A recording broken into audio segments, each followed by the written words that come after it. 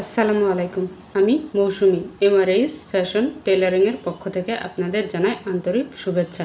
আজ আমি আপনাদের দেখাবো কিভাবে হাতা কাটিং করতে হয়।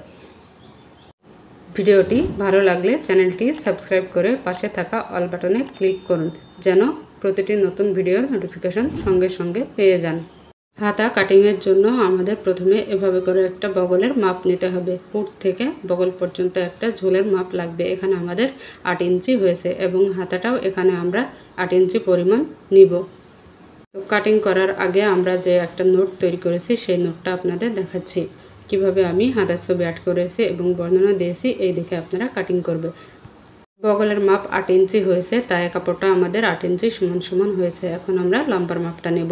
লম্বার মাপ আমাদের 18 ইঞ্চি। আমরা আরও 2 ইঞ্চি বেশি করে নিয়ে 20 ইঞ্চি নিয়েছি। 20 ইঞ্চিতে দাগ দেওয়ার পর আমাদের এইদিকে যেহেতু খোলা মুখ, তাই আমরা এখানে 3 ইঞ্চি ডাউন করব। ডাউন করার জন্য আমাদের দেখুন এভাবে করে স্কেলটা রেখে একটা দাগ দিয়ে দিচ্ছি, কারণ অনেকেই ডাউন করতে পারে না। তো কিভাবে ডাউনটা অনেক সহজে করতে হয় সেটাই আমি দেখিয়ে দিচ্ছি। এখন মাঝ বরাবর একটা দাগ দিলাম।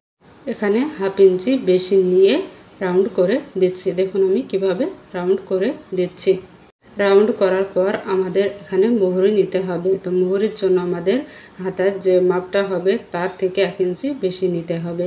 তো এভাবে করে দেখুন অনেকজন দাগটা মিলিয়ে দেয়, তো আমরা এখানে এভাবে করে দাগটা মেলাবো না। তার জন্য এখানে 2-3 ইঞ্চি বাদ রেখে তারপরে আমরা দাগটা এভাবে করে মিলিয়ে দেব। এতে করে আপনারা যখন ব্লাউজ এবং কামিজের হাতাটা জয়েন্ট করবেন তখন কিন্তু খুব সুন্দর ফিনিশিং আসবে। এবার আমি কাপড়টা কাটিং করে ফেললাম। কাটিং করার পর দেখুন এখানে একটা আমাদের জোড়ার মুখ রয়েছে, তো এটা আমরা কেটে দিলাম। আর এখানে একটু ছক কেটে নিলাম সেলাইয়ের জন্য।